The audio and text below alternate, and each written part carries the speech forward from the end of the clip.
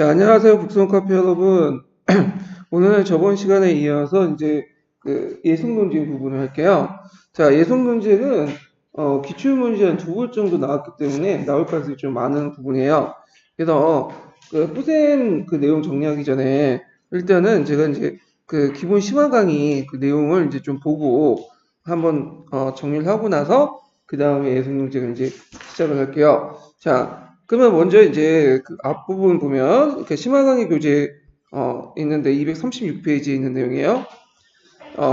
일단은 그 예속 논쟁은 서인과 남인 간의 학문적인 어떤 정치 노선 차이 때문에 발생했다. 이 예론에 이제 반영이 되는데 이건 이렇게 볼 수가 있어요. 일단은 그 당시에 이제 양난 이후에 성리학적 가치관에 의해서 무너진 사회 질서를 세워야 되겠다. 이런 과정에서 이제 제조 논의가 일어났고 이 바탕에 서인과 남인이 이제 나름대로 성리학을 어떻게 해석할 것이냐, 특히 예론을 어떻게 해석할 것이냐 그런 것들이 상당히 중요한 부분이었어요. 그래갖고 그 당시 서인들은 어떤 식으로 이제 해석하냐면 원칙대로 왕자대 부동사서에서 그러니까 천하동래죠. 예, 제가 말을 잡았는데 왕의 예법하고 그 다음에 사대부의 예법은 동일하다. 이렇게 이제 주장을 해서 예법을 세우려고 했고 이에 반해서 이 남인 같은 경우에는 성리학 외에 육경을 끌어다가 그 당시 이제 그 왕자의 부동사설을 내려오죠. 왕의 예법과 사대부의 예법은 다를 수밖에 없다. 그래서 나오는데 왕권 강화 방향으로 이제 예법을 수입하려고 했죠. 그거는 이제 서인하고 남인 간의 어떤 입장 차이 때문에 그래요. 서인은 그 당시 권력을 쥐고 있었던 상태였고, 남인 같은 경우에는 뭐냐면 상대적으로 좀 야당적인 성격을 갖고 있었죠. 예. 그리고 이제 이걸 바탕으로 이해승 논쟁은 단순히 예법에 관련된 논쟁뿐만 아니라 그 밑에는 또 학문적인 어떤 배경도 깔려 있고, 그 다음에 다른 사회 경제 어떤 정책 그런 것들과 또 영향이 있어요. 그래갖고 이런 것들이 서로 이제 복합적으로 연결돼 가지고 이루어졌다. 그래서 이 예속 논쟁 예전에 탁상 공론정도 이렇게 얘기하고 있지만 지금에 와서는 양난 이외에 성리학적 가치관을 어떻게 구현해서 무너진 질서를 어떻게 세우느냐 이렇게 이제 해서 정책 방향 이런 측면에서 이제 일을 하고 있다는 걸 좀 기억을 해두시고요. 그러면 이제 서인과 이제 남인의 국가 재론을 보고 그 다음에 그것이 어떻게 예속 논쟁에 반영됐나 이런 것들 좀 볼게요. 양난 이후에 이제 그 당시 이제 신분제 사회라든지 사회 질서가 무너졌잖아요. 그런 것들을 어떻게 다시 복귀시키냐 이런 것들이 국가의 주요 과제였어요. 그래서 이것이 서인과 남인의 입장에서 좀 차이가 있는데 서인의 성향을 보면 되게 보수적인 체제 개혁론자로서 치인을 강조하고 제도 개혁을 통해서 부국 강경이나 지주제 옹호를 펼친 반면에 남인은 상대적으로 서인보다 진보적인 색깔이 강하고요. 그래서 수교를 통한 치자의 도덕적 자기절제를 통해 부패를 막으려고 했고 그 다음에 손흥민 육성론을 내세워 정치 노선을 강화시키려고 했다. 근데 여기 주의할 것은 요 남인도 여러 가지 남인인데 그 중에 근기 남인이 있고 그 다음에 영남 쪽에 남인도 있어요. 근데 여기에서 나온 것은 근기남이냐. 예. 그래서 근기남인에 해당하는 부분이고 영남남인은 아니죠. 영남남인은 상대적으로 더 서인보다 더 보수적인 성격이 강해요. 하여튼 서인들은 정권을 장악하고 있었기 때문에 재산 중심의 권력 구조를 지향하죠. 그래서 신권을 강조한다. 신권을. 이에 반해 남인들은 상대적으로 권력이 약하기 때문에 이 당시 이제 신권보다는 왕권을 이제 강력한 왕권을 통해서 정책을 전개하려고 했죠. 그 다음에 사회 경제 사상을 볼 때는 이제 주로 서인들은 이 당시 이통기국론에 입각해서 노비 속량인들 서울통을 주장했고요. 그래서 이통기국이라는 것은 예전에도 얘기했지만 모든 사무 속에는 뭐가 내재되어 있죠? 이가 내재되어 있죠. 근데 뭐 때문에 차별이 나는 거야? 기회 차별 때문에 일어나잖아. 근데 이통과 기국 중에 그 이의가 강조하는 부분은 이통이에요. 그러니까 이의 보편성 그런 것들을 강조하죠. 그러니까 이제 이에 입각해서 이 서인들 입장을 땐 물론 다 그런 건 아니지만 그 당시 사대부나 그다음 노비나 다 똑같은 이들 가지고 있는 사람들이죠. 그렇기 때문에 상대적으로 이들은 이제 뭐냐면 신분제 개혁에 상당히 남인보다 적극적이에요. 그래서 노비 속량이라든지 서울혈통이라든지 그 다음에 이제 나중에 얘기했지만 노비종목법 이런 것들도 이제 주장을 하고 그 다음에 더 나가가지고 그 호포법 있죠? 호포법도 찬성하는 입장이 많아요. 물론 그렇다고 해서 서인들이 다 대부분 뭐 노비속량이라든지 그 다음에 노비종목법 그 다음에 호포법을 찬성한 건 아니고요. 그 중에 일부가 그런 입장에서 주장을 했다는 거예요. 자, 그 다음에 이해발 남인 같은 경우에는 이제 그 서울혈통이나 노비 속량에 대해서 신분적 완화가 소극적인데 그건 뭐냐면 자, 이건 이제 그 어디에서 찾아볼 수 있냐면 이항사상에서 찾아볼 수 있어요. 그래서 이항사상 중에 이제 뭘 주장하냐면 이런 게 있죠. 이발 기수설이라는 게 있죠. 이발 기수설이 뭘까요? 이가 발하고 거기에 누가 탄다는 거죠? 기가 타는 방법이죠. 기가 그 순환 따라다는 뜻이죠. 그래서 이가 발하는 사람과 그 다음에 거꾸로 기가 발해서 이가 따르는 사람이 있어. 그러니까 이발 기수설을 입장에서 보면 이가 도덕적 원칙을 강조하는 기 때문에 이 사람들 뭐가 되는 거야? 사대부 성인이 되는 거고. 근데 이에 반해 기발 이수설은 기를 더 강조하는 사람이기 때문에 이 사람은 범인이나 소인이 되는 거예요. 그러면 당연히 신분제 입장을 볼 때는 상당히 차별성을 보이죠. 그러다 보니까 이들 입장에서 서울혈통이라든지 노비 속량에 대해 상당히 소극적이었다. 이런 것도 좀 기억을 해두시고요. 그다음 서인들은 상대적으로 이제 부세제도 시정을 통해 대토지 소유자를 전제로 해서 중소농민과 농민층 보호하려고 했고, 그러니까 지주전을 인정하는 권리죠. 그런데 이에 반해 남인들은 토지제도 개혁을 통해 대토지 소유제와 지주 해체나 소농 경영을 안정시키려고 했다. 이거는 나중에 각각 중상주의, 중농주의 이렇게 연결이 되죠. 자, 예성 논쟁에서는 이제 뒤에 얘기했지만 이 사람들 왕자의 그러니까 천하동네 이런 것들을 이제 주장을 하면서 그 왕의 예법이나 사대부의 예법은 다 동일하다 이렇게 주장을 하죠.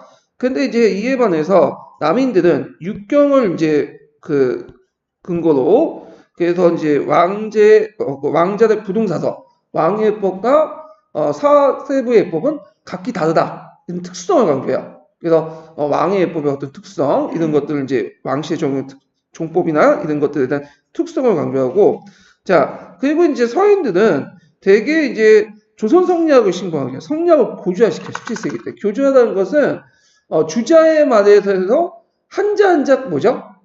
토시를 다지 못하도록 하는 거죠. 예. 그래갖고 대표적인 사람이 이제 송자라고 하는 송시영이라는 사람이 있죠. 예전에도 한번 시험 문제 나왔다. 그런데 이에 반해서 남인들은 성리학을 기본으로 해서 육경을 근거로 해서 나름대로 좀 성리학을 탄력적으로 해석하는 사람들이 많아요. 예, 그래가지고 이제 이런 사람들이 좀 많고 예법도 그런 식으로 이제 적용되려고 했다. 이렇게 좀 기억을 해두시고요. 물론 이렇게 서인 남인 이렇게 분류했지만 이거는 그 도식화 시켜갖고 얘기를 하는 거고 실제적으로는 개별적인 인물에 따라 또 달라요. 그거는요. 예, 그래갖고 제가 도식화를 이제 토플을 만들어 놓으면 어떤 분이 항상 예외적인 사례를 가지고 얘기를 하더라고요. 근데 그거는 여기는 수학이 아니냐 딱딱 과학처럼 이렇게 딱 떨어지는 게 아니라 되게 그렇다는 거지 꼭 그런 건 아니에요. 예, 그런 식으로 이제 받아들이시면 되고 자, 그 다음에 예속 논쟁을 이제 좀 볼게요. 이제 본격적으로. 자, 앞에 이제 입장에 따라서 예속 논쟁이 이제 이런 것들이 반영이 되는데 자, 예속 논쟁은 1차 예송하고 2차 예송 이렇게 두 개로 나누죠. 1차 예송은 기회 예송이라고 하고 2차 예송은 갑인 예송이라고 해요. 자, 1차 예송이 이제 계기가 됐던 것이 효정이 죽었죠. 이 효정이 이제 갑자기 이제 죽게 되는데 이때 이제 효정의 그 어머니 계비죠. 계비인 자이대비의 이제 복상을 가지고 논쟁이 생긴 거야. 이 자이대비는 인조의 마지막 그 왕후죠. 그래서 인조가 이제 마지막에 나이가 먹었을 때 이제 이걸 했는데 결혼했는데 이 호정보다 5살 어려요. 어머니지만 실죠. 그래가지고 하여튼 이 자이대비가 호정이나 그 며느리보다 나이가 어리기 때문에 좀 뒤에 죽어요. 그래서 이제 문제가 생긴 거야. 그래서 효정의 상에 대해서 자이대비와 복제가 어떻게 일 것이냐 그걸 가지고 이제 뭐냐면 논쟁을 벌였던 것이 기회예송이야. 그래서 이때 이제 주장을 했던 서인들은 1년설 주장하죠. 1년설. 기년설이라고 하죠. 이에 반해서 남인들은 3년설 주자예요. 그래서 이때 이제 근거가 됐던 게 뭐냐면 의례예요. 남인들이. 의례는 뭐냐면 그 당시 예경 아시죠? 예경에 보면 세 가지로 구성되어 있어요. 의례, 주례, 예기. 그 중에 이제 의례와 관련된 내용인데, 자, 의례에 이제 보면 장자가 죽으면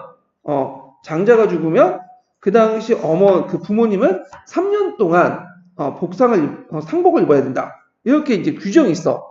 자, 그걸 근거로 해가지고 이제 남인들이 이제 주장을 했고, 이에 반해서 이제 그 서인들, 그러니까 송시열이죠. 송시열이 보기에 이거는 말이 안 된다. 왜냐, 의례에 보면 그 밑에 소에 보면 그런 예의 규정이 있다. 그 어떤 말이냐?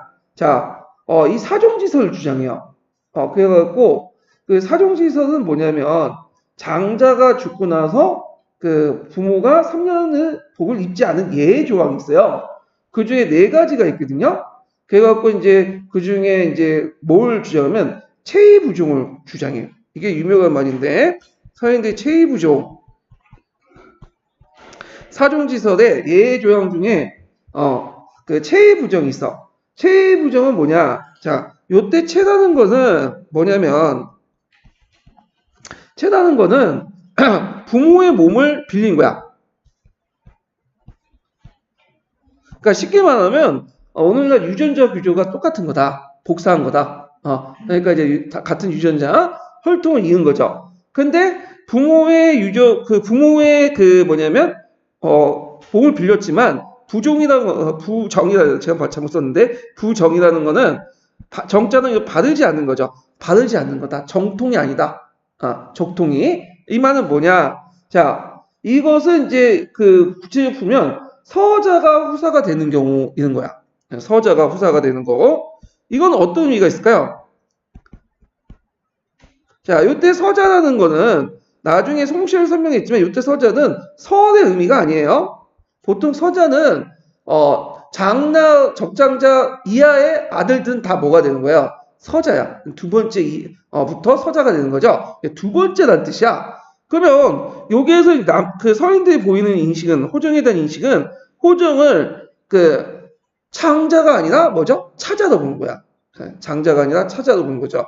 왜냐하면 이제 호정은 원래는 세자가 아니었죠. 원래 세자는 누구였어요? 소현세자였잖아요. 근데 이 사람이 갑자기 이제 들어오고 나서 한 달 만에 죽고 나서 그 다음에 이제 복림대군이 된 거죠. 복림대군이 이제 효정이 된 건데 그래서 이제 이걸 건든 거죠. 근데 이게 상당히 위험한 발언인데 왜 위험한 발언이냐? 자, 이 송시열 발언이 왜 위험하냐면 그 당시에 이제 그 소현세자가 죽었잖아요. 근데 그 소현세자와 강시간에 아들 3명이 있었어. 근데 그 3명 중에 이제 첫 번째와 두 번째는 죽고요. 그 제가 이제 세 번째 아들 이름이 석견인가 그런데 얘가 아직 제주도에 있었어요. 살아 있었어. 그러면 이 말은 체의부종. 그러니까 호종이 두 번째 아들이기 때문에 그 당연히 현종도 정통성이 없죠. 종법상. 그러면 종법상 정통성 있는 거는 누가 되는 거야? 그 밑에 그 소현세계 세 번째 석견이 되는 거야. 그러면 이거는 뭐예요? 영모와 관련된 거야. 잘못하면. 그러니까 이제 이거 잘못하면 영모와 연결돼 갖고 이제 상대방 공격을 받을 수 있죠. 그러니까 이제 빨리 덮었어. 서인 측에서 어떤 식으로 하면 국조 5대에 보면 장남과 차남 상관없이 1년을 해야 된다. 이런 규정이 있다. 그래갖고 덮어버린 거야. 그래갖고 이때는 그냥 넘어갔어요. 그리고 그 당시에 현종이 나이도 어렸기 때문에 대신에 그렇게 말하니까 그러냐고 넘어간 거야. 예. 그래갖고 결국에는 1년설 채택됐죠. 그래서 남인이 실각됐다. 이렇게 기억을 해두시면 되고요. 그렇다고 해서 남인이 실각됐다고 해서 남인들이 뭐 조중 내에 다 없어진 거 그런 건 아니에요. 그러니까 패배를 해가지고 일부 이제 내각 부유체가 일어났다. 이렇게 이제 이해를 해두시면 되고 그 다음에 2차 예송을 보죠. 2차 예송 갑인 예송이라고 하는데 이제는 효정피 그러니까 이제 자의대부 입장이었던 며느리가 죽은 거죠. 그래서 이제 그 며느리가 죽으니까 이제 또 일어난 것이 2차 예송인데 서인층에서는 그 국조 5대에 근거해가지고 그 국조 5대에 근거해서 이제 참 말렸는데 그 서인층 9개월설을 주장했고요. 남인설은 1년설 주장했어요. 예. 그래갖고 이제 그 논쟁을 펼치게 되는데, 요때는 이제 현종이 좀 약간 어느 정도 성령이 됐고, 이제 나름대로 사기분별을 할 수 있었던, 해요. 그래갖고, 처음에는 이제 그 당시 서인들이 9개월설 주장을 하니까 받아들이고 했는데 남인이 반박을 한 거야. 이거는 1년설이 맞다. 그래가지고 이제 이것도 남인들이 이제 예전의 예법에 의하면 1년에 맞다. 이거 장자를 근거로 한 거죠. 그러니까 이제 이에 반해서 서인들이 또 거기에 보면 다른 근거를 가지고 뭘 주장해? 9개월설. 이거는 아까 얘기처럼 호정은 장자가 아니라 차자다.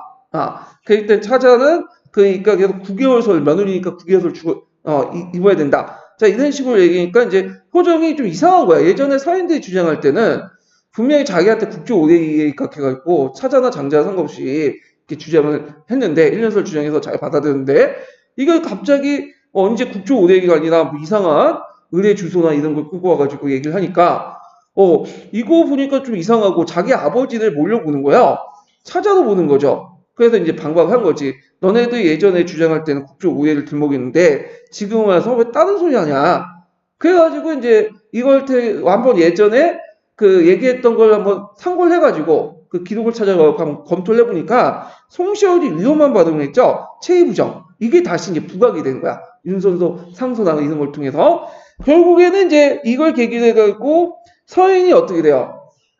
실각하죠. 그리고 이제 나중에 얘기지만 이제 숙종 때 초기 때 이제 송시열 유배당해요. 이 일 때문에. 예. 그래갖고 이제 이때 서인의 처벌 과정에서 청남과 탕남으로 구별되죠. 청남은 얘네들 이제 가감에 쳐내야 된다. 그다음 탕남은 포용해야 된다. 근데 이제 다행히도 탕남이 이제 남인들이 이제 그 국정을 장악했기 때문에 서인들 끌고 갔어요. 그래서 이 예송 논쟁이 이제 분당 정치에 상당히 절정을 보였다는 그 예가 뭐냐면 그 뒤에 한국 정치 같은 경우에는 상대 분당을 뭐냐면 없애려고 하죠. 사산을 다발하고 무조건 죽이려고 하고 근데 이때는 비록 뭐냐면 끝났지만 졌지만 상대 분당을 인정해줬어. 그래서 몇 명 처리해주는 제거해주는 그런 신고를 했지만 조정 내에서는 계속 상대 분당이 남아있었다. 이런 것들이 이제 있기 때문에 예송 논쟁을 일종의 상호 견제와 균형의 원리가 잘 반영된 성리학적 가치관이 잘 반영된 어떤 그 논쟁이었다. 이렇게 평가를 받고 있죠. 자, 그래서 이제 이런 내용들 좀 기억을 해두시면 되고요. 그 다음에 예송 논쟁 관점에서 이제 좀 보면 아까쯤에 이제 거기 보면 자 거기 보면 이제 논리적 근거에서 건국대전 국조의 뭐 주자가래. 근데 이제 이에 반해 남인들은 되게 육경에 입각해서 주대 얘기 의례 뭐 이런 것들을 이제 했고요. 호정에 대한 인식은 호정을 둘째 아들로 인식했죠. 근데 이에 반해 남인들은 호정을 첫째 아들로 인식했고요. 그래서 서인들은 천하동네. 그래서 천하동네는 왕의 예법과 신하의 예법이 동일하다. 그래서 종법을 원칙적으로 적용해야 된다. 근데 이에 반해 남인 같은 왕자대 부동사서 왕의 예법과 그 다음에 사대부의 예법은 다르다.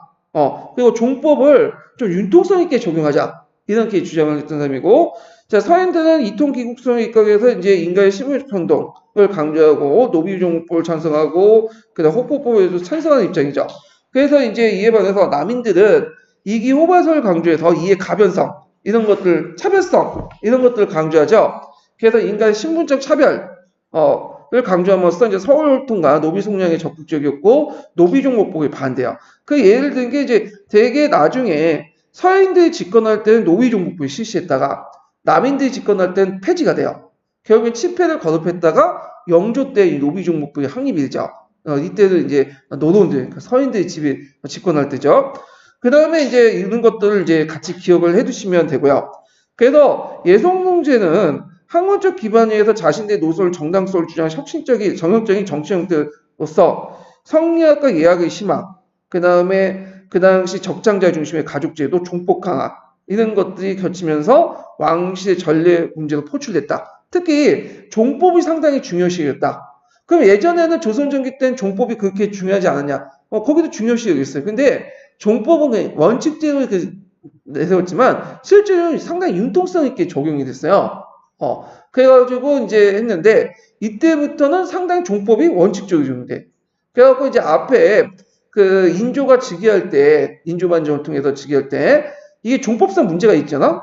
그렇기 때문에 이제 정원군을 원종으로 추송하려는 논쟁이 있었죠. 예전에 그런 것들이 별로 있지 않았어요. 그런데 이렇게 굳이 원종 추송 논의가 10년 동안 계속 지속이 됐던 것은 양난 직후에 상대적으로 전제보다 뭐냐면 종법이라든지 성리학적 가치라든지 이런 것들, 예법이라는 것들이 점점 원칙적으로 강화됐다. 이런 것들을 이제 볼 수가 있는 거고, 이런 것들이 표출돼서 나왔던 것이 뭐다? 예속 논쟁이다. 이렇게 이제 이해를 해주시면 되겠죠. 자, 그러면 현종 때 예속 논쟁에 관련돼 갖고 이제 그 포셈에서 이제 잠깐 볼게요. 자, 포셈 108페이지 펴보세요. 자, 앞부분은 현종의 정치 부분이 있어요. 그래서 이 현종의 정치 때는 볼 건 없어요. 네. 그래도 이 현종이 호종보다 좀 유약했고, 그 당시 현종이 자기만의 정치를 내세웠던 게 아니라, 그 뭐냐면, 호종의 정책을 좀 계승하거나, 이런 것들을 했다. 그 호종의 정책 중에서도 불법 같은 게 적극적이지 않았어요. 물론 약간 신용은 했지만, 적극적이지 못했고, 그 당시 또 뭐, 기상이변도 있고 하니까, 이 당시 뭐 소빙학이라고 하죠. 그러다 보니까 이제 여러 가지 민생 안정책에 주력을 했다. 이런 것들을 보시면 되고, 현종 때 볼만한 것은 이제 아까 얘기했던 예속 논쟁이죠. 그래서 그 예속 논쟁 관련된 내용이 이제 본격적인 내용이 세 번째 단락이 있어요. 그 세 번째 단락부터 볼게요. 자, 즉위 직후 발생한 기해 예성, 그러니까 1차 예성이죠. 호정의 어머니 자이대부가 호정을 위해서 입어야 할 상복의 종류를 가지고 벌어진 논쟁인데, 자, 조선 국가의 예제 기준이었던 그 국조 의회에서는 호정처럼 차자로서 왕위에 올랐다가 죽을 경우에는 그 어머니가 입어야 할 상복에 관한 규정이 없었다. 자, 이에 따라서 조정에서는 예돈을 밝힌 신하들의 의견을 구하였고, 그들은 고려인 의례의 구조를 각기 달리 해석해요.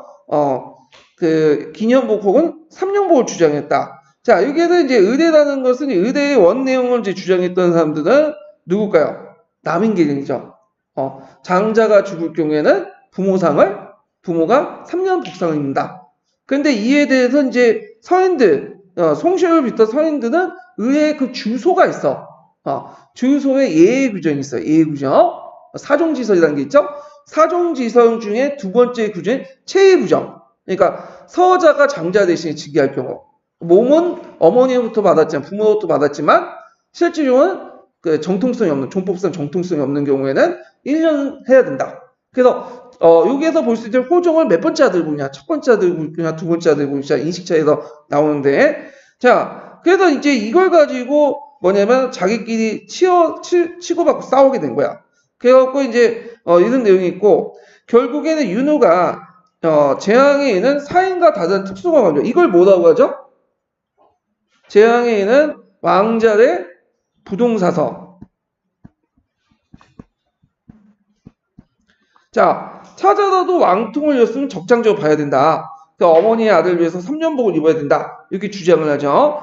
근데 이에 송시현은 호정의 현상의 지위가 차자이므로 종통을 있어도 3년복을 입을 수 없는 네 가지 경우, 아까 쯤에 그 사종지서 있죠? 의례 주소에 있는 이거 중에 체의 부종. 이때 체는 뭐예요?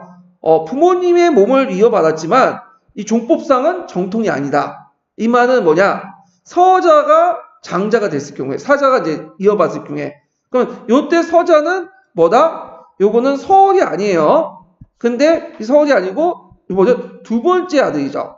그러면 여기에서 이제 오해를 살 수 있는 게 뭐냐면 호정을 일종의 서자로 볼 수 있잖아요. 물론 그게 아니라고 하지만 그 당시에 서자 그 의미가 서울이나 의미잖아. 거기다 두 번째로는 더 뭐냐면 아직까지 그 당시 소현세자의 아들들이 살아 있었어. 마지막 그 막내 아들이. 그러다 보면 종법상 그 호정과 현종의 어떤 정통성이 어떻게 해요? 부정하는 거죠. 그러다 보면 역모로 엮일 수가 있는 거야. 상당히 위험한 반응이에요. 자, 그래서 양측의 이론은 재앙과 사설의 예를 구별하는 구분한 것이 여부의 근본적 대립으로 예학적 합의를 볼 수 없었다. 그 다음에 결국 조정에서는 그 대명률과 건국대전의 부분은 장자, 중자 구별 없이 모두 기념부를 입어야 하는 포괄적 규정했다. 자의대별 상복을 1년 후 규정했다. 자, 그리고 이제 이 논제가 국제 역할을 했던 국제의회에서 미처 세세하게 구정하지 못한 국제 문제를 성리학과 예학의 발달과 학파별로 세세하게 검토했고 이걸 왕실에 대한 학술 논의도 성격을 띠고 있다. 이렇게 있는데 요거는 약간 책이 다른 책하고 좀 다른 게 뭐냐면 여기는 그 국조의회보다는 대명률 건국대전 가지고 얘기를 하는 것 같은데 다른 책에서는 국조의회라고 돼 있어요. 예, 그래서 약간 시각이 좀 다른 것 같아요. 예, 근데 통상적으로 국조의회의 각에서 1년 보고 입었다. 이렇게 이제 보고 있어요. 그냥 뿌셈에서 그렇게 얘기를 하고 있는 거고.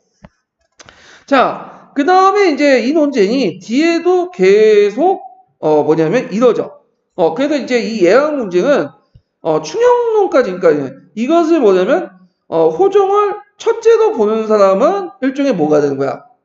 충이 되는 거지. 근데 남인 측 입장에 보면, 근데 남인들 얘기를 뭐냐면 송시호는 호종을 첫째로 안 봤죠. 그러니까 이게 뭐가 되는 거야? 역이 되는 거야. 역적이 되는 거죠. 그러니까 단순히 그 예속 논쟁이 첫 번째, 두 번째 그 예속 논쟁 뭐 3년, 1년 이게 아니라 이게 정통성과 연결돼. 종법의 정통성과 연결해서 충영론 차원에서 이제 뭐냐면 학대돼 나갔다. 이렇게 이제 기억을 해 두시면 될 것 같아요. 자, 그래서 이제 이렇게 해가지고 이제 있고, 뒤에 이제 그 관련된 2차 예송 부분은 그 뒤에 갑인 예송 그 뒤에 부분이 있으니까 좀 볼게요. 그 앞부분은 이제 뒷부분은 이제 각자 보시고요. 자, 이러한 110페이지, 이러한 정세에서 갑인 예송이 발생됐다. 자, 갑인 예송은 호종비의 인성왕후의 상에 시의 어머니 자이대부가 입어야 할 상복을 둘러싸고 발생을 했는데 기해예송 당시 건국대전 국조 5대2라고 하는데 하여튼 여기는 건국대전에 근거해서 호종이 장자인지 중자인지 판결한 걸 회피할 수 있었지만 똑같은 건국대전 장자부와 중자부의 상복을 기념복과 대공복을 구별하고 있다. 자, 그래서 호종의 지인은 상복의 종류에 따라 판결을 낼 수는 없었고 이때 이제 그 자이대부 복제는 중자부 본인의 대공복에 의해서 결정되었다. 그러니까 이게 9개월 선의 입각에서 이제 결정이 된 거죠. 그러니까 이에 대해서 이제 영남을 유생을 중심한 도신징이 앞서서 남인들이 소공복을 호종의 장자로 대응한 것이 아니라고 올리면서 그 다음에 서인의 예도 문제를 이제 지적을 하기 시작한 거지. 그래서 호종에 보니까 현종이 이제 보니까 예전에 그 송시현이 말했던 체의부정 이런 것들 이제 다시 복귀를 해보고 하니까 이게 좀 문제가 있다. 그래가지고 그 당시 이제 그 여러 가지 논쟁을 통해서 그 당시 이제 그 있었고 결국에는 아까 얘기한 저 몇 년 복을 입었다고 했죠? 1년설 주장했죠? 1년설 주장한 남인 측의 입장에 대해서 그 당시 1년 그 복을 이제 입기도 했죠. 결국에는 이제 이런 내용들 좀 같이 기억을 해 두시면 되고 그래서 이걸 결국 결과 남인들이 서인들이 대거 이제 몰락을 하게 되고 그 당시 이제 탕남이 집권을 하고 숙종이 즉위한 후에 그 당시 이제 어느 정도 초창기 때는 남인들이 이제 중심으로 해갖고 정권이 형성이 됐지만 상당수 또 서인도 같이 결합된 형태로 연합 정권이 이루어졌다. 뭐 이런 식의 내용이 이제 여기에 있어요. 그래서 한번 이제 각자 보시면 될 것 같고 자, 그 다음에 뒤에 넘어가서 이제 다음 장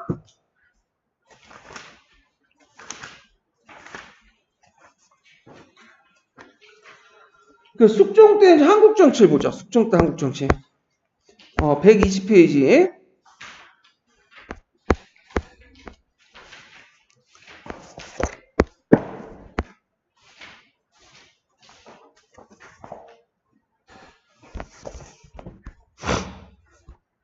숙종은 상당히 어린 나이에 즉위했어요. 즉위한 게 이제 14살 때 즉위했다고 이제 보고 있는데, 근데 이 숙종은 14살 때 어릴 때 즉위해도 상당히 좀 똑똑했나 봐.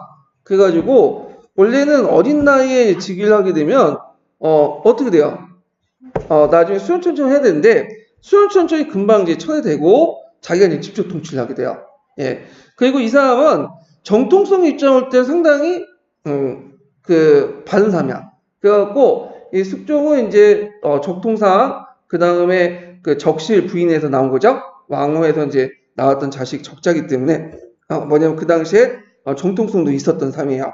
그러면 그 내용을 이제 보면, 자, 숙종이 14살에 즉위했기 때문에 제2초반에 외척인 그 김씨, 청풍 김씨 세력에 의존하게 됐고, 그 당시 이제 숙종을 보좌해서 원상의 조정을 주도했던 허적이 남이었지만, 호종 때 이래서 한당이 거론할 정도 김육, 김우명, 김석주 같은 청풍 김씨와 같은 인연을 유지하면서 기예송에서 남의 배척상의 고관에 연유했던 인물이다. 그러니까 이제 아까 얘기처럼 이 숙종 때 초반 때는 남인이 정국을 주도했지만 서인 중에서도 그 배척세력과 관련되어 있는 그 뭐냐면 한당 세력들이 뭐냐면 거기에 정권을 참여했죠.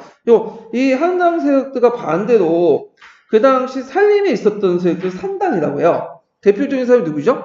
송시열 이제 그 중심인 거죠. 나중에 노론이 되는 사람들이고, 이 한당들은 상당수가 나중에 소론 측에 있는 인물들이에요. 그래가지고 이제 박세당, 뭐 윤준 그런 사람들이 연결되는 인물들이죠.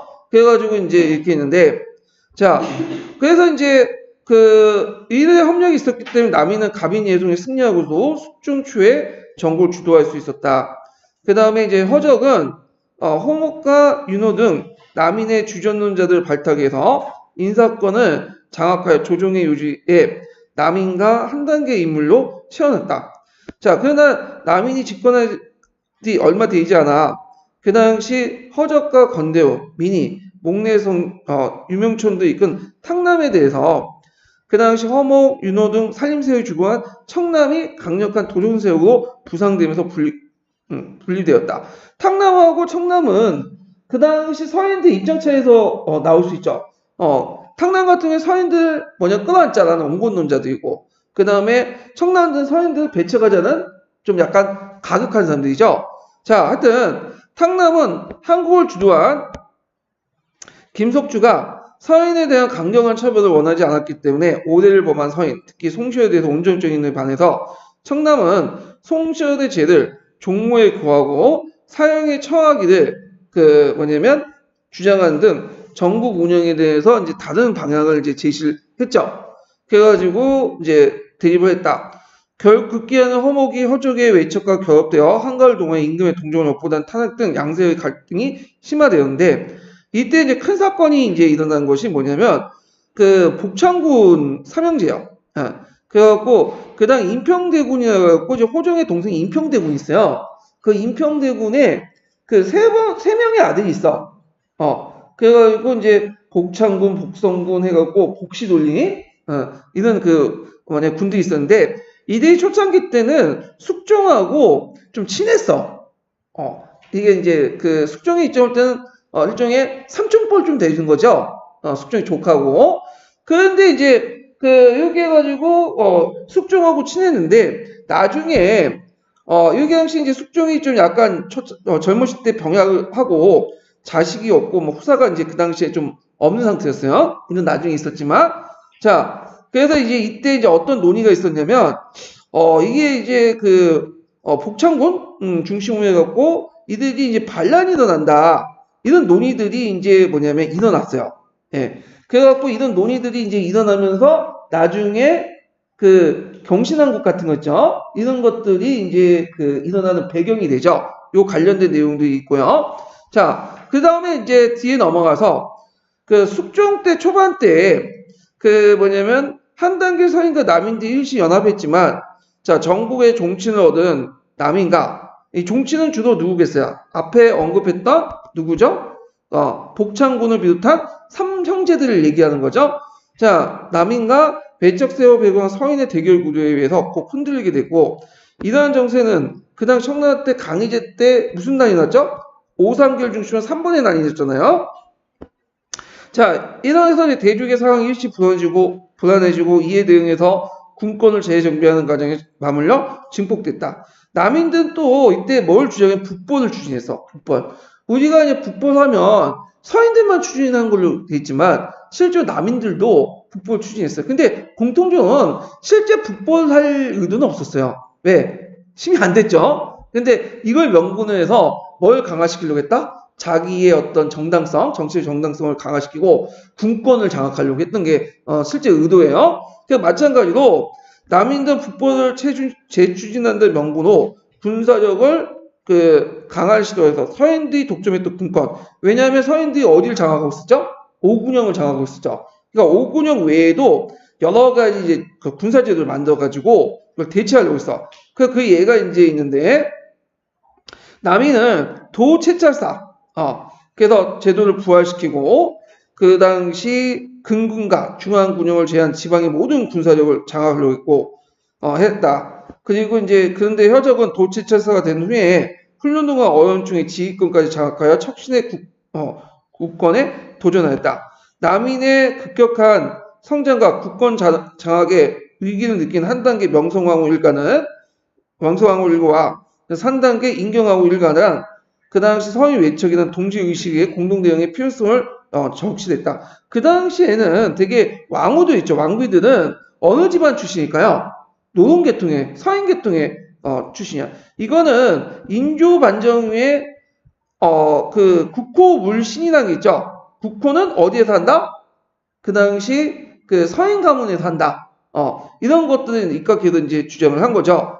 그래서 이제 있다가 그 당시 이제 허적의 서자 허근과 복창군 형제 동향을 파악을 하게 된 거야. 그때 때마치 그 당시 그 숙종이 그 허적이 집안 장치에 왕실에 쓰는 기름 장막에 멋대로 쓴 사실이 드러나니까 이게 무슨 말이냐면 그 당시 이제 그 허적이 그 당시 실세였거든요. 근데 그 허적이 이제 그 당시 이제 집안에 잔치가 있어가지고 그 당시 왕실의 장막이나 이런 것들 빌려가지고 쓴 거야. 근데 이 비가 내리고 보는 숙종이 이걸 보니까 허적이 지금 집안에 그 뭐냐면 잔치를 하니까 뭐 장막 필요하겠다. 그 왕실에 있는 장막을 빌려주라 명을 냈는데 가보니까 이미 허적이 그걸 쓰고 있는 거예요. 그러니까 왕 입장할 때는 상당히 불쾌하죠. 그래서 이제 내가 쓰라고 한 말도 없었는데 이것들 멋대로 썼다. 날 무시하는 거다. 자, 그러니까 이제 이걸 계기로 해가지고 대거 이제 허적이나 권대운, 윤호일파들을 축출해갖고 있다가 서인에게 정치를 맡기게 돼요. 자, 그리고 이제 요때 뭐냐면 또 무슨 그가 연결되냐면 이 비슷한 시기에 이때 경신왕국이 이제 이걸 하는데 그가 이제 비슷한 시기에 어떤 일이 일어나냐면 아까 치면 복창군과 그 일당들이 뭐냐면 반란이 일으킨다는 어떤 소문이 들고 결국에는 영모 사건이 드러나게 된 거야.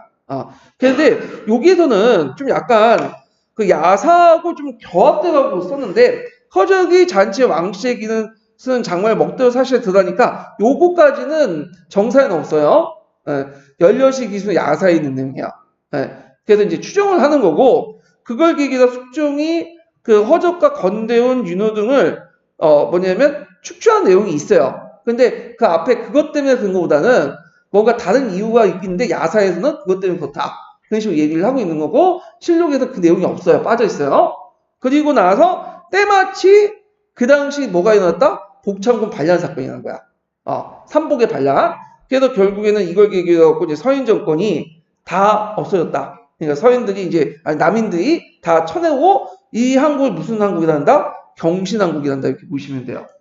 이렇게. 그래서 실질적으로는 그 장막 빌리는 건 하나의 핑계고 야사에 있는 내용이고 뭐 때문에 이제 너무 남인들이 힘이 커지고 그걸 이제 힘이 커진 걸 지켜보다가 숙종이 이 당시 복창군 반란 사건을 계기로 해갖고 누굴 이제 다 쳐낸 거다? 남인들 쳐냈다. 이렇게 보시면 돼요. 자, 근데 이걸 이제 한국 정치라고 하는데 이 한국 정치가 숙종 때 이거 외에도 이제 얘기했지만 두 번 더 있었죠. 한국 정치가. 한국 정치의 특징이 뭐냐면 정권을 장악한 측과 잡지 않는 측이 갑자기 왕의 변심에 의해서 생각에 의해서 바뀌는 현상들 말이에요. 이걸 이제 한국이라고 하죠. 정권이 막 급격하게 교체를 해. 그리고 상대 분당을 인정하지 않아. 그리고 사사가 다발하죠.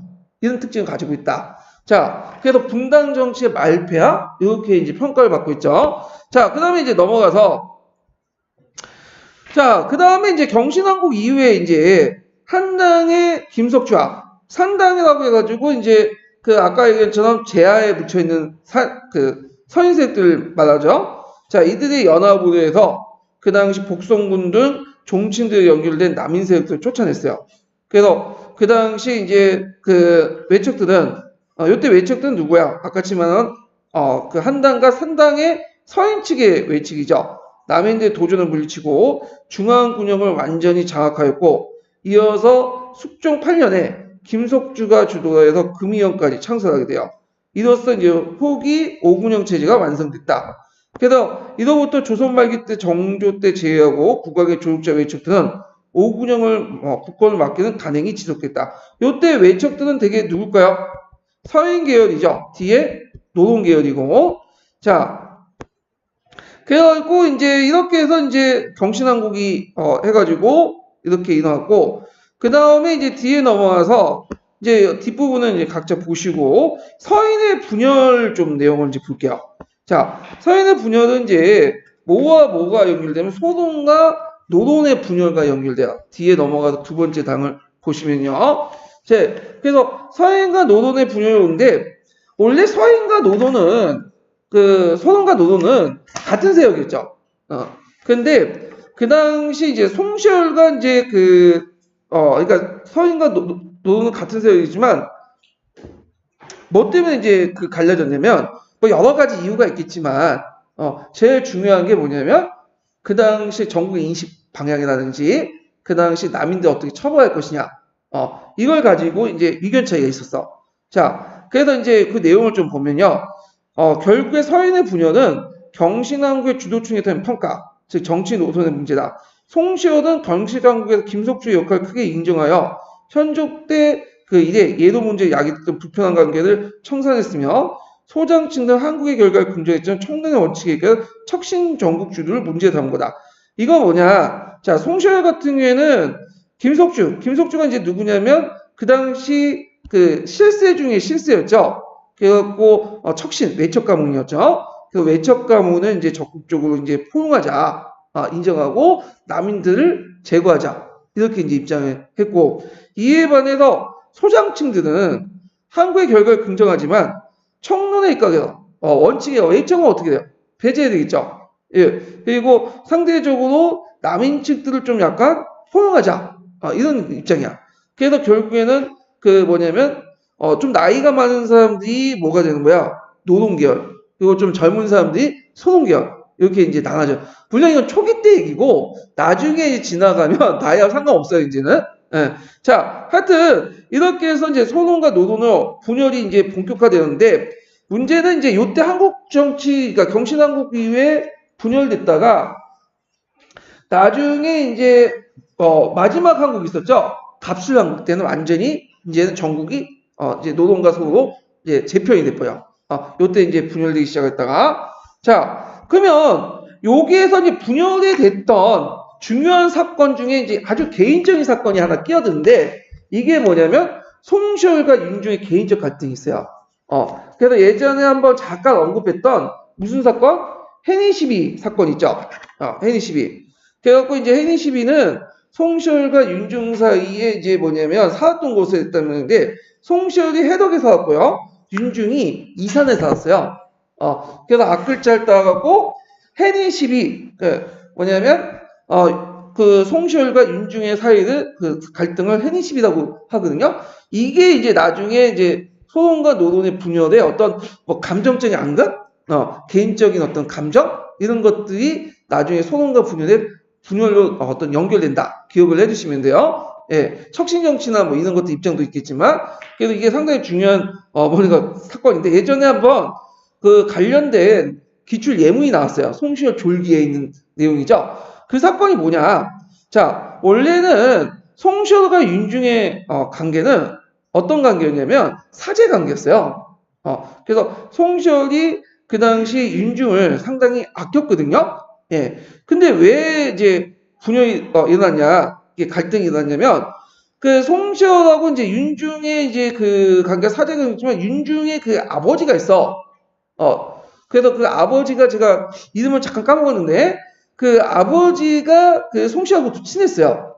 젊었을 때 절친이었고. 근데 그 당시 이제 그 아버지가 이제 말로는 송시열을 뭐냐면 두둔한 척하고, 윤우 있죠. 송시열하고 이제 사이가 안 좋던 윤후에 대해서 상당히 비난하는 입장을 취했어, 송시효하고. 그렇지만 속으로는 윤후에 대해서 상당히 또 호의적인 감정도 가지고 있었어요. 겉으로 송시효한테 그렇게 말해놓고는 윤을 욕하면서 뒤에서는 윤을 또 칭찬하고. 그걸 이제 송시효이 나중에 알게 된 거야. 그러니까 기분 나쁜 거죠. 그래서 이제 윤후 그 아버지가 죽으니까 그 당시 이제 윤중이 찾아와서 자기 아버지의 행장 좀 써달라, 모지명 좀 써달라 그렇게 요청을 하니까 그냥 송시열이 대충대충 그 예전에 써놓은 누구 걸 뺏겨다가 가져가갖고 약간 자꾸만 수정해갖고 준 거야. 그럼 물론 거기에는 이제 대놓고 뭐 자기 아버지 욕은 쓴 건 아니에요. 그렇지만 좀 성의가 없었어. 그러니까 윤중 입장 올 때는 좀 약간 기분이 나빴던 거죠. 그러니까 이 송시열한테 이제 뭐냐면 한마디로 이제 좀 따지는 그 뭐냐 편지를 막 쓰고 하다가 이제 자기 친구한테 보여주니까 이거 보내지 마라. 사이 나빠지겠다. 그냥 안 보냈어요. 그러면 거기까지 끝나면 되는데 거기에 있었던 그 논의하는 과정에 그 뭐냐면 송시열의 그 뭐냐면 그 사인가? 그 사람이 그걸 빼와가지고 그 누구한테 보여주면 송시열한테 보여준 거야. 그러니까 송시열 이거 보고 열받은 거지. 이게 감히 재단용 새끼가 날 욕해?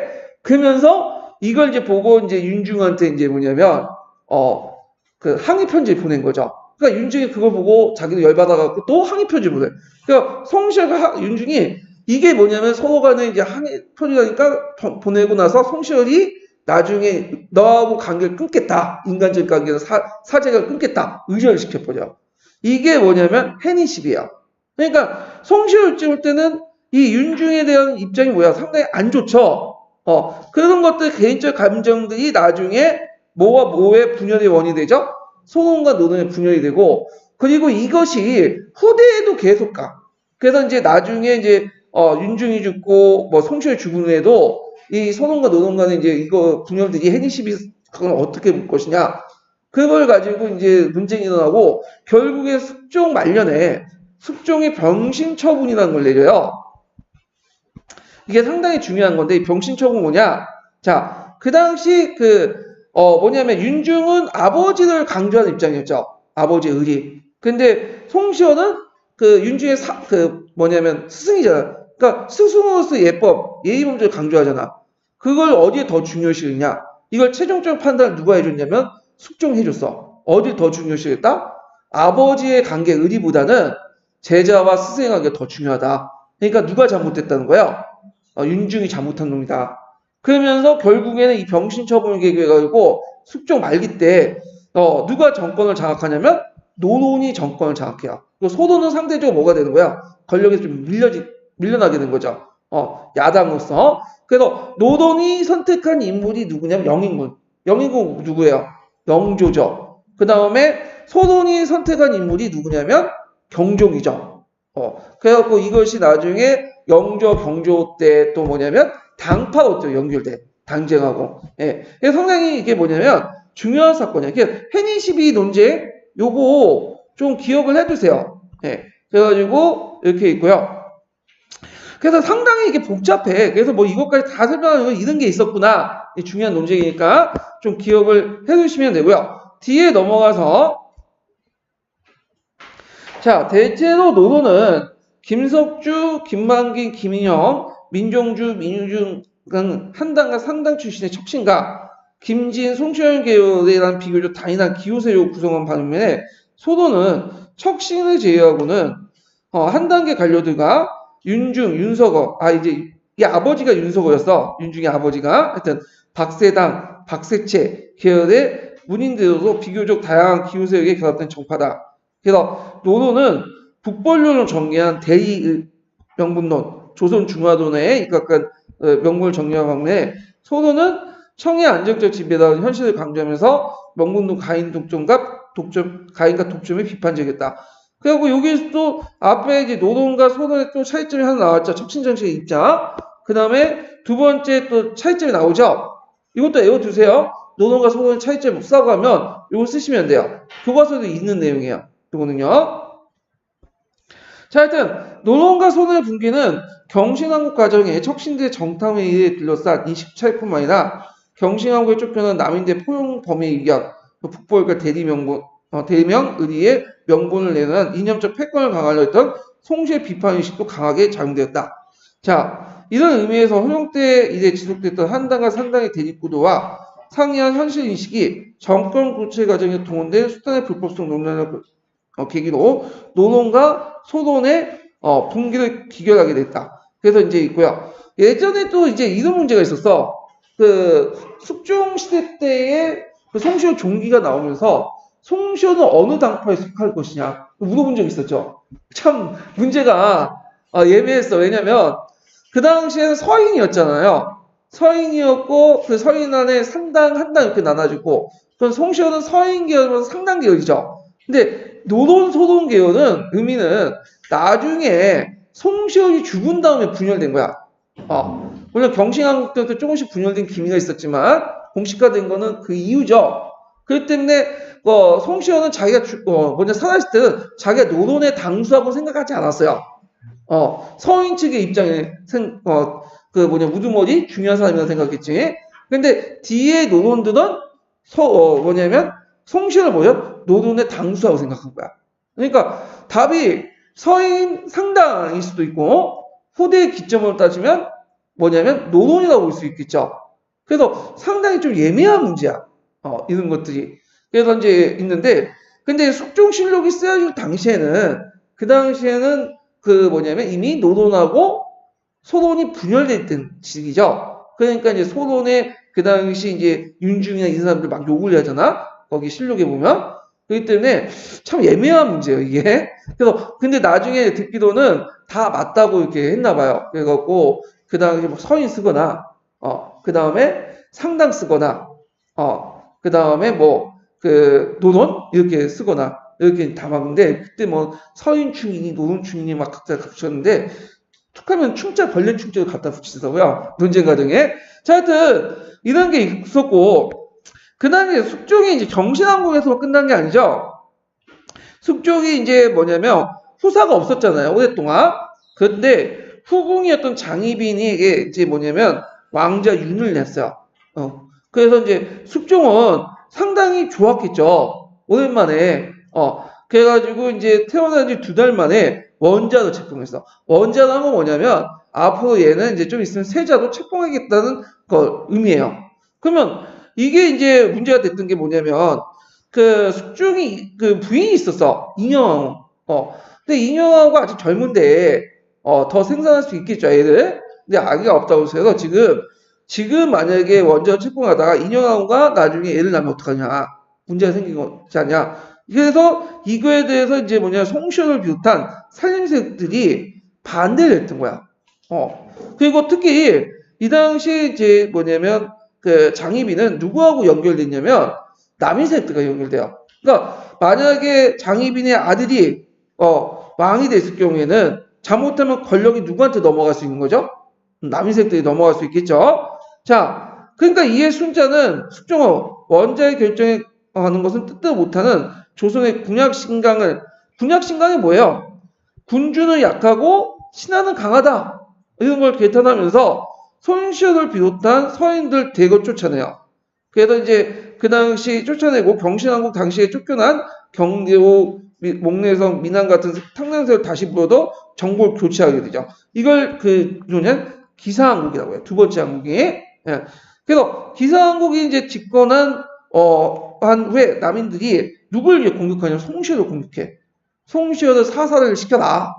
결국에는 이 송시호 진지의 제주도에 유배 갔다가 다시 제주도에서 서울로 올라가는 도중에 왕의 이제 명을 받고 사약을 마시고 죽게 되죠. 그게 유명한 이제 기사왕국 이후부터 내용인데, 근데 그럴 수밖에 없는 게 그 당시 송시호부터 살림세력들이 앞에 남인들을 너무 호되게 돼서 그러다 보니까 이제 남인들이 정치 보복 차원에서 누굴 죽인 거야?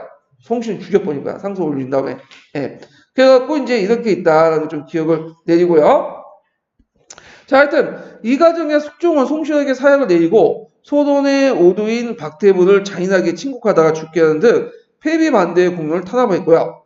자, 이때 이제 노론과 소론은 잠시 이제 약간 분열이 있었지만 일단 공동의 적이 있죠. 누구야? 남인이죠. 거기다 정권을 다시 탈취해야 될 거 아니야. 그래서 이제 이때는 잠깐 죽이고 공조를 하게 됐고요.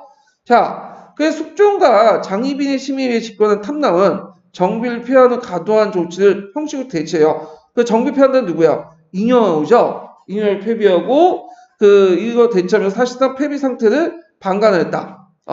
그래갖고 이렇게 있고 탕남은 이제 정비를 폐위하는 과도한 조치에도 그러니까 정비는 누가 폐했을 때 숙종이 폐한 거예요. 그러니까 탕남이 폐하자고 주장한 건 아니죠. 아무리 그래도 국모인데 근데 보통 정비를 폐하자고 하면 신하들이 찬성할까요? 반대할까요? 당연히 반대하겠죠. 아니되옵니다. 국모를 어떻게 폐하냐. 이거는 뭐 폐비 윤시할 때도 그렇고 그런 건데 탕남은 반대는 좀 하긴 했어. 근데 숙종이 밀고 나가니까 그러세요? 그러면서 그냥 넘어간 거야. 되게 소극적인 반관적인 거죠. 자, 하여튼 남이는 한국을 기회로 정적 재건을 이제 시도하고 왕비 교체에도 소극적으로 대응하는 숙종의 독주에 편승을 했다. 근데 이제 폐해된 왕비 잉여왕후를 둘러싸고 또 서인과 남인 측이 이제 충돌하게 돼요.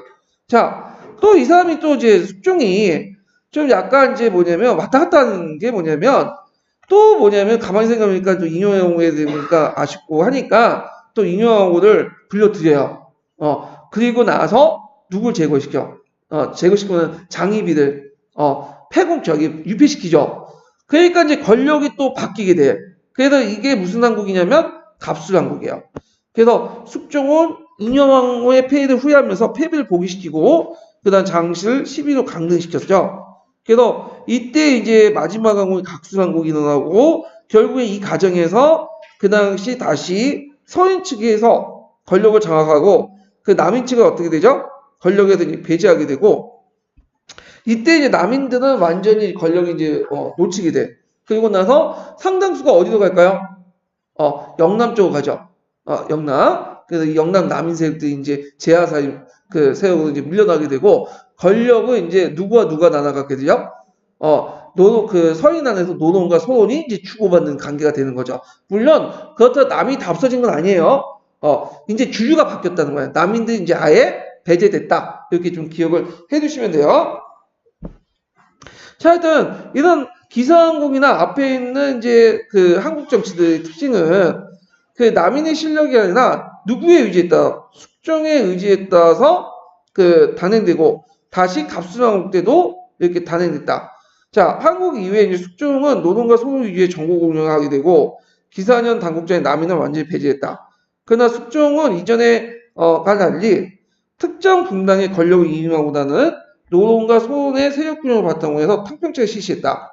자, 그래서 앞에서 언급한 것처럼 노동과 소론이 뒤에 이제 다시 나눠져서 자기들끼리 이제 뭐냐면 치고받고 싸우죠. 각수항 때. 그때 그 당시 노동 측의 입장을 받아들인 조치가 뭐예요? 병신처분이잖아요. 네, 해니시비 문제에서 그 병신처분 문제를 노동 측의 입장을 들었지만 그렇다 소론을 예전처럼 한국 정치처럼 남인처럼 그 당시 서인처럼 집권한 당에게 힘을 몰아주는 그런 건 아니었고 나름대로 소론도 많이 등용했어 또. 노동을 주도했지만 소론이 옆에 같이 보조적으로 정치를 해주는 그런 입장을 한 거죠. 왜냐하면 그 당시에 이제 숙종의 입장일 때는 정치를 하다 보니까 한쪽의 권력을 믿어주면 안 된다 생각한 거야. 독점을 하면. 그래서 양쪽의 권력을 좀 나눠주면서 서로 견제시키는 게 마음껏 강한 입장에서 상당히 좋다고 판단한 것 같아. 말년에는.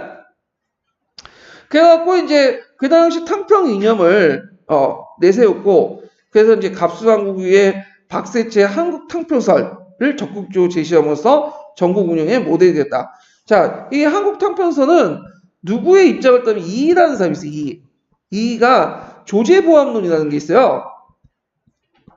탕평 나중에 얘기했죠. 조제보암론은 뭐냐면 당파에 상관없이 유능한 인재도 있고 그리고 옳고 그름도 당파에 따라 상관없이 그때마다 다르다. 그래서 유능한 인재들을 적극적으로 수용해서 각 당파에 상관없이 결국에는 분당을 해체하고 일본을 이룬다. 이런 내용이거든요. 자, 이것이 이제 이의 조제보암론이고 이 조제보암론이 뭐냐면 그 당시 우리 한국만의 조선만의 독특한 분당론이라고 해서 중국과 다른 분당론 이런 것들을 제시했는데 박세채라는 사람이 이제 그 탕평성을 체계적으로 제시하면서 이걸 저 전국 운영을 모델인데 이게 이해 조제보합론 모델로 한 거야. 이게 책마다 이렇게 다른데 다른 책에서는 이해 조제보합론을 바탕으로 했다. 이렇게 돼 있는데 여기 포세미에서는 박세체의 한국 탕평성을 제시했다. 이게 있어. 그래서 책을 읽어보시면 어떤 책은 이렇게 A라고 얘기했고 어떤 책은 B라고 얘기한 게 있어요. 가끔마다. 그런데 이제 특히 이제 포셈 같은 경우에는 새로운 이론이 많이 반영됐기 때문에 좀 종전의 책하고 좀 다른 관점들이 좀 많아. 그럼 어떻게 이해할 것이냐? 그럼 포셈에서 얘기했으니까 이건 절대 맞고 다른 책은 다 거짓이다? 이런 식으로 얘기를 하면 안 되죠. 예, 그거는 학자마다 생각이 다르다. 그렇게 이해를 하고 폭넓게 좀 관점을 수용할 필요가 있어요. 그러면 답을 쓸 때는 어떻게 써야 되냐? 이거는 어디에 근거를 쓰냐? 만약에 이제 지문을 보니까 푸셈에서 근거를 갖고 낸 거다. 푸셈이 얘기 쓴 거고, 푸셈이 아니라 다른 것에 그냥 근거를 쓴 거다. 그런 건 다른 책에 써야 돼요. 예. 그래서 최근에 뭐 조선사나 고조사 같은 경우에 푸셈에서 많이 나오니까 일단 푸셈을 염두에 둬야겠지만, 항상 푸셈에만 나오는 게 아니거든. 제가 한번 수십 년 넘게 이제 이게 계속 인고 강의를 했는데 항상 몇 년마다 뭐냐면 책은 바뀌어요. 역교를 제외하고는. 특히 세계사나 저기 한국사 같은 게 많잖아요. 그러다 보니까 어떤 그 특정한 책이 항상 나오는 게 아니야. 그 예전에는 뭐 한국사 길라잡이 많이 나왔죠. 근데 요즘에는 한국사 길라잡이 왔다가는 장수생이 되죠. 장수생 길라잡이라고 하고. 마찬가지로 지금 포셈 많이 보잖아요. 근데 어느 순간 지필진의 성향이 바뀌고 포셈 저자들이 없어지면 또 다른 책이 또 부각이 될지 몰라. 그러니까 다양한 관점을 인식할 필요는 있어요. 하여튼 이의 조제보합론의 입각에서 이제 뭐냐면 한국 탕평성을 주장했다. 이렇게 이제 기억을 해두시면 돼요. 자, 탕평성에 대해서 대체 노도는 군자당이 노동 유지의 전국 운영을 주장했기 때문에 매우 소극적인 데 반해서 소국은 노동뿐만 아니라 기사년에 죄를 지은 당국자 이의 남인까지도 수용하려고 했다. 왜냐하면 이거 상대적으로 소론이 노동에 비해서 세가 좀 밀린다는 거죠. 그래서 남인들 좀 포용하려고 했다. 이렇게 보시면 되겠죠. 자, 하여튼 이 갑술왕국 이후에 이제 뭐냐면 기본적으로 노동 중심이고요. 거기에다가 이제 소론 위주의 전국 운영에 노동을 공존하면서 남인의 일부 참가를 했고, 그리고 아까 얘기했죠. 무슨 처분이요? 병신 처분 이후에는 다시 노동 위주로 바뀌게 돼요. 예. 그래서 잠깐 소론 위주였다가 병신 처분 이후에 노동 위주로 했지만 전국적으로 볼 때는 이때부터는 전반적 세력 균형의 목적에 의해서 이제 시작을 했다. 이렇게 좀 기억을 해두시면 돼요. 자, 근데 이제 숙종이 이제 말년에 가면 앞에서 이제 탕평 정책을 좀 나뉘어서 이제 세력 균형인데 이 사람도 이제 말년에 가면 왔다 갔다 해. 한국 했다가 또 탕평 했다가 왔다 갔다 하거든요. 예, 근데 이것까지 우리가 볼 필요는 없을 것 같아요. 예. 자, 이런 식으로 해가지고 이제 쭉 해서 내용을 이제 기억을 했고, 자, 그 다음에 이제 뒤에 보면 숙종 말년에 들어가면 이제 세독 구도가 이제 또 바뀌게 돼. 소론과 노론. 그러니까 아까 소론은 누굴 지지한다고 했죠?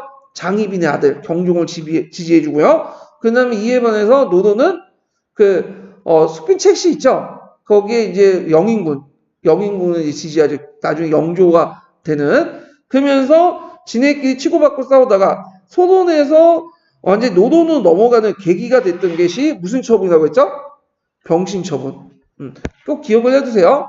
그거는 앞에서 얘기한 송시열과 윤중의 논쟁이죠. 해니 시비. 그래서 누구 손을 들어줬다? 스승이었던 송시열의 손을 들어준 거죠. 그러면서 이제 이걸 계기로 해가지고 병신 처분 계기로 노론한테 또 권력이 넘어가게 돼요.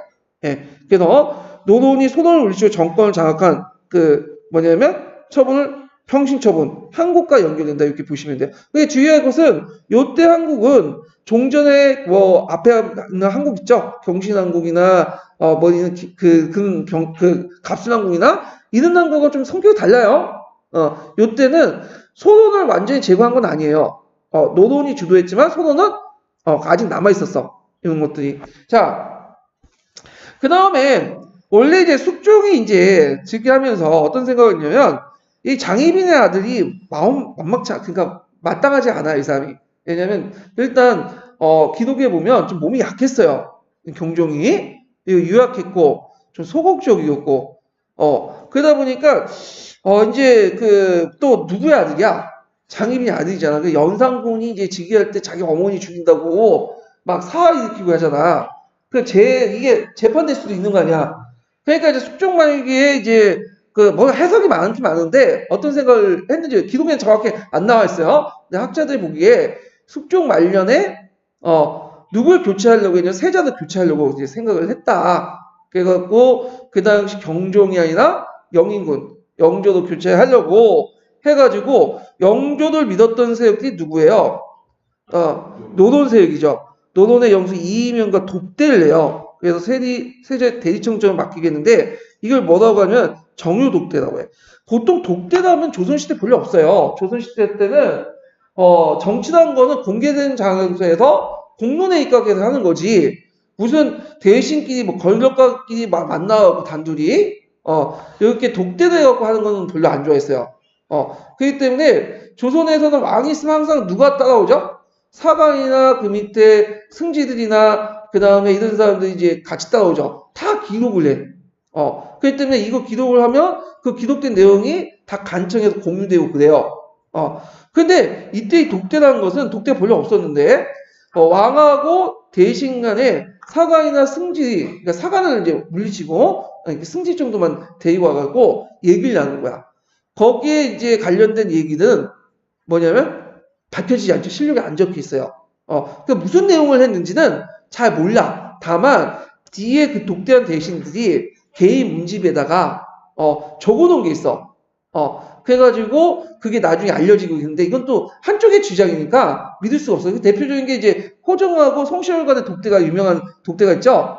그거는 이제 나중에 송시열이 나중에 자기 개인 문집에 적어놨기 때문에 알려진 거고.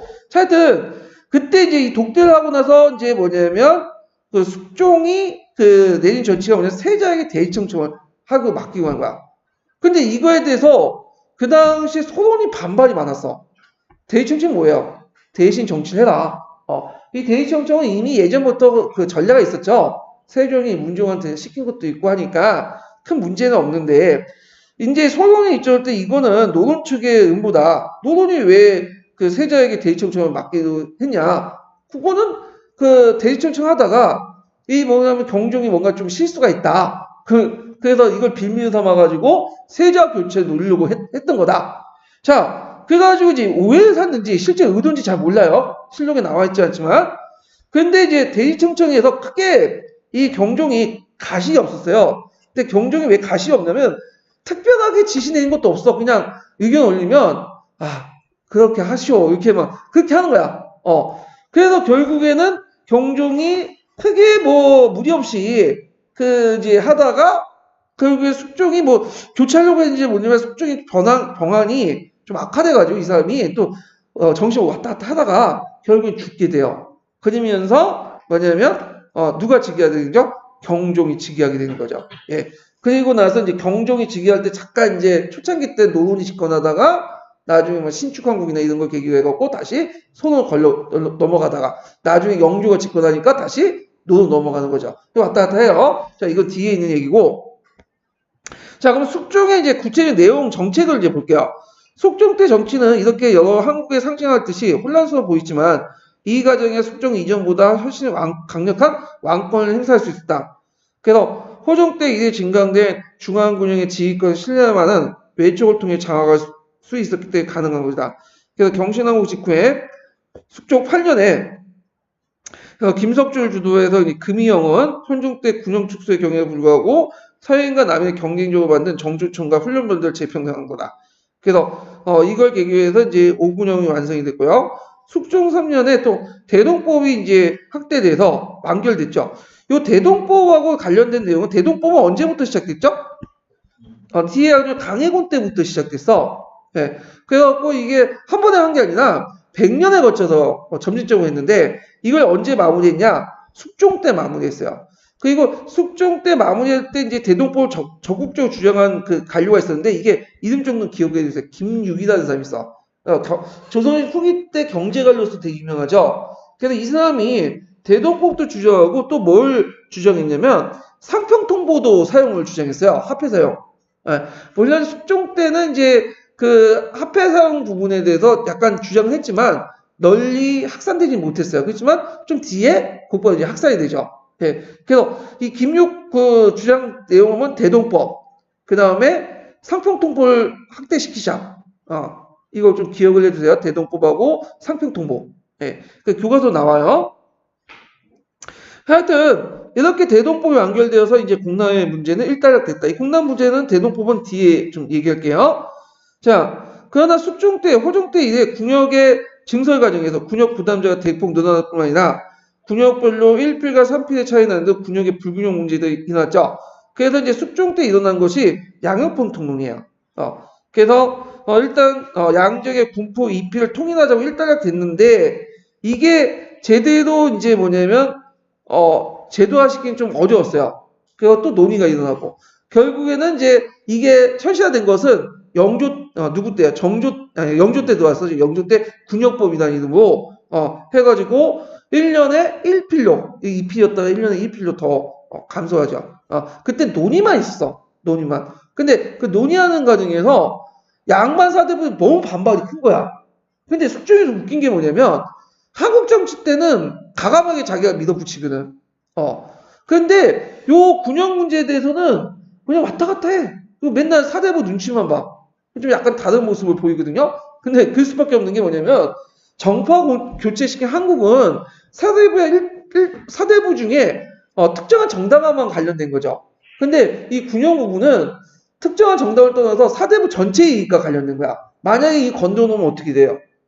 사대부 전체를 적으로 만들어버린 거야. 그래서 이걸 아마 숙종이 뭐냐면 뭐냐면 염려해가지고 그 이제 조치를 취한 거라고 생각하고 있고, 근데 영조 때도 와서 가감하게 밀어붙인 거죠. 이상은. 자, 하여튼 그 다음에 이제 이렇게 있고, 그 다음에 뭐 의리론, 숙종 때 뭐 대명의리 뭐 이런 것들 되게 강조했다. 대보다를 만들고, 대보다는 이제 뭐 하는 거예요? 명나라 황제 3명을 모시는 거죠. 예. 그래가지고 뭐 유명한 이제 우리가 그 누구야? 마지막은 숭정제. 그 다음에 우리나라 임진왜란 때 파괴된 망력제. 뭐 이런 황제들을 모셨던 거고. 그래서 이제 종황약이 복수 설치 이런 같은 성리학적 의리론의 기준에 따라서 재평가를 정비했다. 숙종 때 여기는 안 나와있지만 또 역사 바로 세우기도 했어요. 그래갖고 성리학적 가치관에 따라서 어떤 이제 의리, 명분 이런 것 중에서 종전에 이제 그 약간 평가가 전환됐던 인물들 있죠? 이런 것도 다시 복귀시키고 뭐 명예회복도 시켜주고 그랬어요. 그 대표적인 사람이 사육신 복귀시키고 그 다음에 이제 그 노상군 있죠? 노상군에 대해서 이제 다시 이제 평가해서 단종 치려고 하고 그 다음에 공정왕대원 있죠? 그 원래 공정왕대원 때 정종이라는 어떤 모호도 주고 이런 이제 활동도 했다. 이렇게 좀 기억을 해두시면 될 것 같아요. 자, 그래서 이제 요 내용들 같이 기억을 해두시고 그 다음에 뒤에 넘어가서 다음 단락을 좀 볼게요. 제가 사료를 좀 해야 되는데 지금 시간이 안 돼가지고 대충 넘어가는데 좀 같이 보시고 그 다음에 뒤에 넘어가서 잠깐 보시고 영조 때 이제 정치를 이제 볼게요. 경종 때하고 영종 때 정치.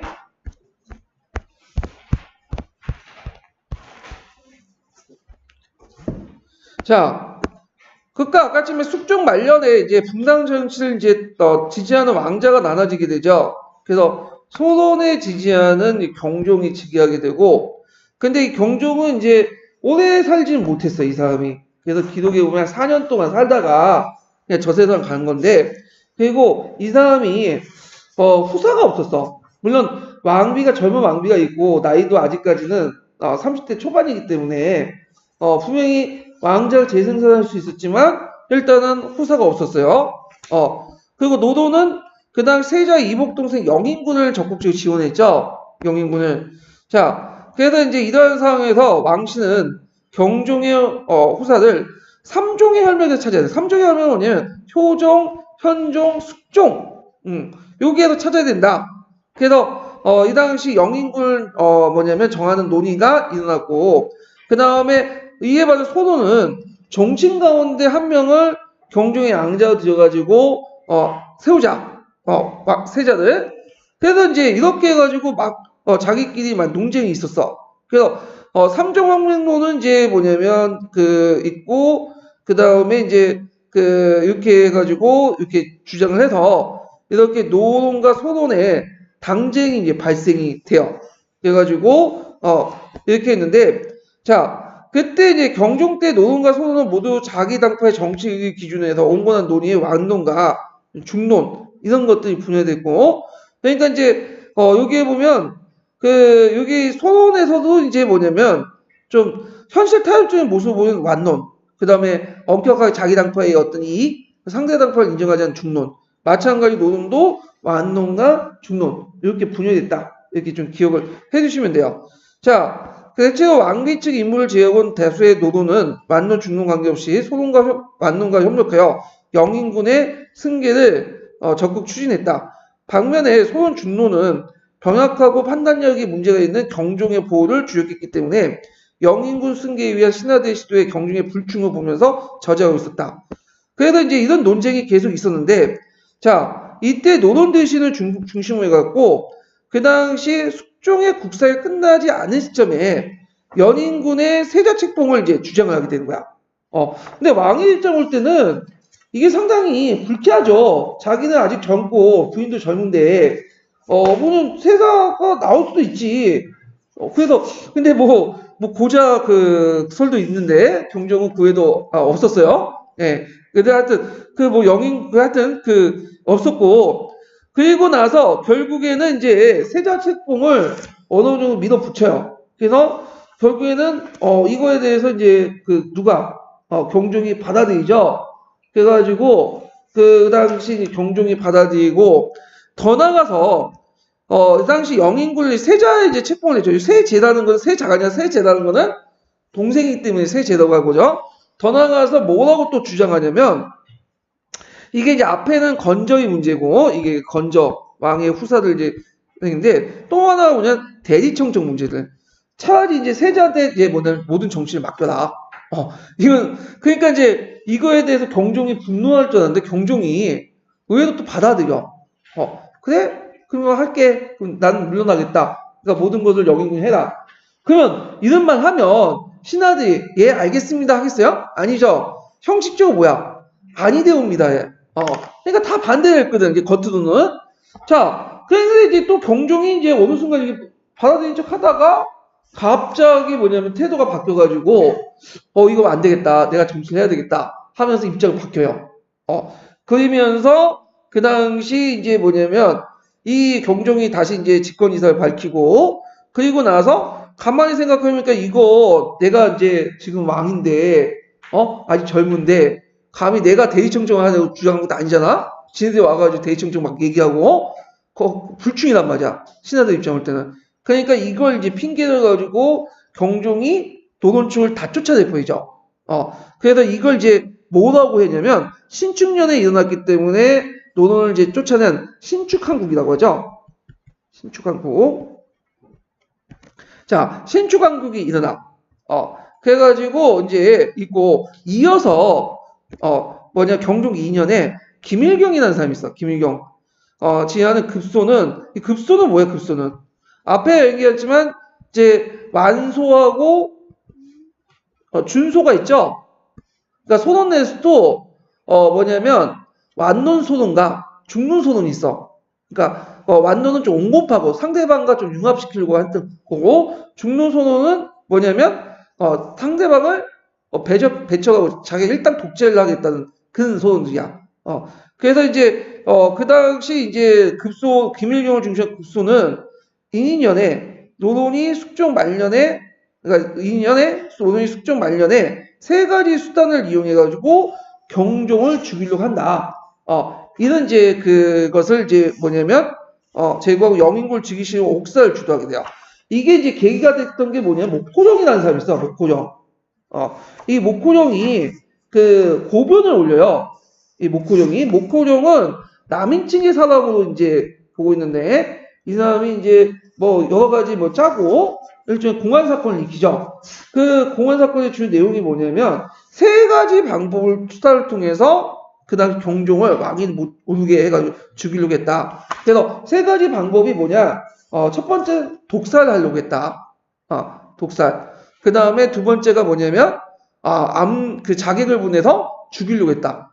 그 다음에 세 번째는, 숙종이 죽자마자 군사 쿠데타를 일으키든, 그 다음에 숙종이 유언장을 변경시켜가지고, 뭐냐면, 영조를 세우려고 했다. 이게 상급수예요. 예. 그 다음 평지수 뭐 이렇게 해갖고 세 가지가 있는데, 자, 그걸 이제 뭐냐면 고봉을 올리고, 그걸 계기로 해가지고 노론의 사대신이 죽어요. 그래서 그게 이제 김창직, 이명, 이건명, 조태제, 이 노론 사대신이거든요. 이걸 뭐라고 하냐면, 신임옥사라고 해요. 예. 그래갖고, 앞에 이제 신축학부하고, 요 신임옥사를 계기로 해갖고, 결국에는 대규모 노론세력들이 제거가 돼. 이때부터는 이제 완전히 소론에서 뭘로 넘어가죠? 노론에서 소론 중에서도 급소, 그러니까 소론 중론 세력들이 이제 정권을 장악하게 되죠. 예. 그래서 이제 이걸 앞글자를 따서 뭐라고 하냐면, 그러니까 신축하고의 신자와 그 다음에 신임옥사의 임자를 따서 이게 뭐라고 해요? 신임사라고 해요. 신임사. 이 두 사건을. 자, 그래서 이제 급소의 계획에 의해서 이제 신임옥사는 결국에 영인국까지도 연루시켰고 제거하려고 했는데, 그 당시 이제 영인군은 인효왕후 세력의 이제 보호와 그 다음에 아까 이제 소론 세력 중에서도 뭐냐면 좀 온건한 세력들 있죠. 이 완론. 그래갖고 이들의 이제 도움으로 또 경종이 지금 약간 이중적인 게 뭐냐면 영조에 대해서 상당히 이제 못마땅하겠죠. 자기 정적이고 자기 동생이지만 그렇지만 가만히 생각하니까 얘를 죽이면 삼종의 혈맹이 어떻게 돼요? 없어지는 거야. 그러니까 숙종, 아까 나온 이제 숙종이라든지 호종이라든지 현종. 그러면 자기와 자기 이복 동생밖에 없잖아. 그러니까 이제 양자에게 또 맡기면 좀 그렇고. 그러니까 이제 뭐냐면 그냥 놔둔 것 같아요. 여기까지 건드리지 않고. 예. 그래갖고 이제 하여튼 근데 이게 이제 나중에 앞에 아까 대리 문제와 건조의 문제 있죠? 그 다음에 아까 또 말하는 그 당시 이제 신옥사, 그 다음에 이제 이런 문제를 거쳐가지고, 뭐냐면 이게 나중에 영조 시대 때 문제가 돼. 그리고 이걸 둘러싸고 또 뭐냐면 노론과 소론 간에 당파 싸움이 일어나요.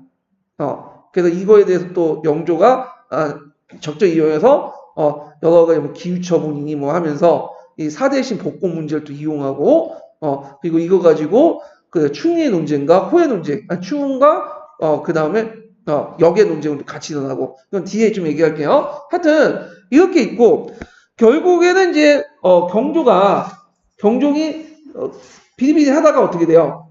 죽게 되는데 죽을 때도 이제 문제가 생긴 거지. 자, 죽을 때 이제 뭐 어떻게 죽었냐면 이 사람이 이제 왔다 갔다 했거든요, 말년에.